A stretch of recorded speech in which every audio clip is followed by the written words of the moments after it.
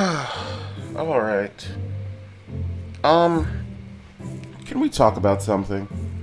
There's, there's geese outside right now. Um, so there's been a lot of talk and discussion of some launchers. Let's go ahead and say that. Let's say around for a while. There's been a lot of talk on some new launchers, and when I say that, I'm only talking about the PC community, these launchers that launch our games. If you don't know what that is, then you're probably not a PC gamer. But for PC community, we have to open up our computers, go to a specific website, or open some type of software to launch the game that we want to play. For most people, it's on Steam, which isn't a bad thing. Steam houses thousands upon thousands of games, most of them being indie. There's a few AAA games that are on Steam, but now more and more AAA games are really trying to have their own launchers and put their games on their own platforms. And it's increasing a lot of talk. For the PC community, we all really just want our shit on the same platform. We all just want ease of access to our games.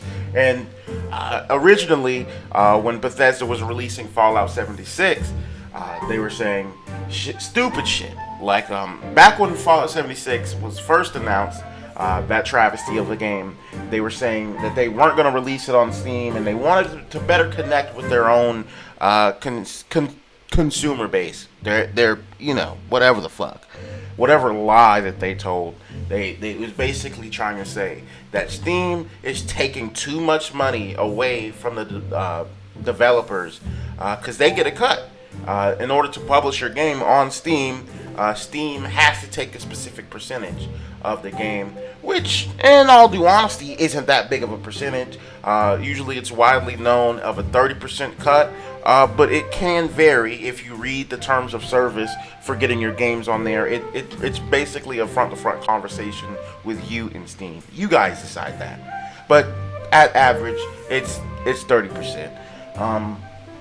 When Steam takes their cut, which, again, backtracking, 30% isn't that fucking much. Usually for these big head companies, it'll be around maybe like a 50-60 split, or 50-60. That's weird. It'll be like a 40-70 split. It'll be a little bit more closer to half and half type deal. The reason Steam is popular now is because they don't take that much money, and they give a lot of it to the publishers. That's why Steam is great for the publishers. Now, moving on to the community side of things, Steam has the best community-driven launcher platform that there is. Really, if you look at any other launcher platform, Blizzard, Epic Launcher, Origin, all of those are run by the AAA companies, and there's no real way to connect through the community on there. You could argue once you get into game, you can communicate through the community. But on Steam, there's forum pages on there. There's clans or whoever the fuck. All of that is already on Steam. Everything's already there. It's the best thing about Steam is the Steam Workshop. For every game or every launchable thing on Steam, there's the Steam Workshop, which connects you straight to the community for modded aspects of that game or whatever the fuck that you're playing, and you can see reviews on that and everything. Everything is very well put together on Steam. And sure, Steam doesn't do anything, or hasn't been doing anything innovating in a while. They don't do anything new. It's because their formula works. There's nothing new for them to do. Steam has everything set out for them. So when all these other companies, especially Epic and even Discord now, are trying to get games on their own platforms and promising publishers that they're gonna get more money, a less of a cut, I believe Epic Launcher said that they're going to give gamers or publishers they're 88%, and they're only going to take 12% rather than the 30% that Steam takes. But the problem is, there's a lot of people saying that they don't want their games split on separate platforms, especially by the indie community, which is what Steam really is driven by. The indie community for all, and independent developers are always pretty much on Steam. And when developers are popping up on Discord, Steam, and who knows, maybe even fucking Blizzard at some point, or the Bethesda Epic launcher, who knows? When people are popping up all over the place on different launchers, then it starts to become a problem for a lot of people, and people refuse to buy these games on other launchers because they're not on Steam. It's just, why download a different launcher to launch a separate game when you could have just launched it on Steam when you already have Steam open? And sure, maybe you could argue that everyone already pretty much has all the launchers installed anyway. If you don't have Blizzard installed, you're missing out on a lot of good content. If you don't have Discord installed, how are you already talking to your friends? I mean, we already have these launchers. So what would be the problem in having games on the separate launchers? There isn't really that big of a deal, but for me, my problem is I don't like the games separated, of course, and I don't like the disconnect from the community. Refund policy. That's another thing that Steam has. That the refund policy on Steam is almost 100% guaranteed. If that game is shit, you can refund it. Bethesda caught that, and they decided they weren't going to release any games through Steam. They released it on their own console, and they released it in stores. And guess what? Bethesda went down into the shitter. Anyone who didn't have the foresight to not buy Fallout 76 basically got fucked, wasting $60 to $200 on that game. I mean, if you aren't already aware of the Fallout 76 fiasco shit, then you're gonna really have to YouTube or Google it or check out my other video.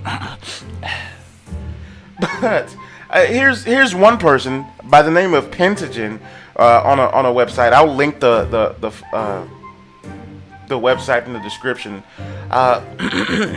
I've never understood this. Why do some people demand that all their computer games come from Steam? Some going as far as refusing to buy even Steam keys from anywhere other than Steam itself. What is the issue? Is it that much of a hassle to set up an account with a gaming marketplace that is not Steam? I'm gonna pause it right there. Yes, it's actually that much of a hassle to set up another account because, for one, I don't want to connect my shit through Google. For two, a lot of these companies maybe not even do the connect through Google thing. You got to go in your email and accept a lot of shit. It's a hassle. It really is a hassle, and I don't know, maybe not a hassle to avoid some good games if a game really is good. But I'm not getting indie games off of Epic. They can eat my ass. It's more than one game launcher, which can often be ignored in favor of launching games directly from the desktop. Too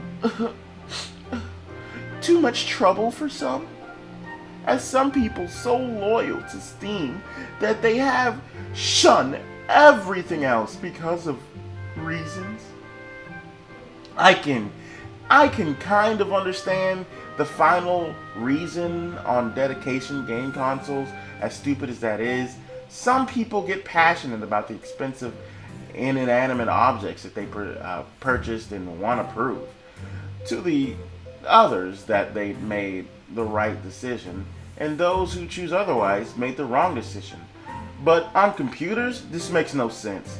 To me, you don't need new hardware to run them in services of the free self of whoever. Who cares? So, ooh, pardon me.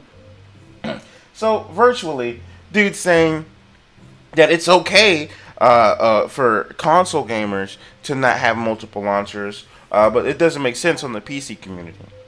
First and foremost, console gamers only have one store. The store of that console. If you have a Switch or a PlayStation or Xbox, whoever, you're just gonna have the PlayStation store. All the games that you have are gonna be in that store. A PlayStation player isn't gonna have League of Legends. You feel me? They're not gonna have Dota on the PlayStation store. I mean, they're gonna have games that company wants on their console and games that they're capable of playing on that console. It's all very how do you say tunnel vision. I fucking guess. It's virtually tunnel vision. There's no games for them to have access to for it to even matter. There is only one launcher. It's the power button on your console. And here you can see the responses that people are saying. People don't like their games fragmented in 15 different platforms on their PC. I mean, let's look at this dude.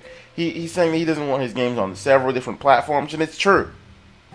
We don't want our games separated on multiple platforms. And this is just my opinion as another consumer, because that's all I am. That's all I want to say to the rest of the game community. I'm just another consumer.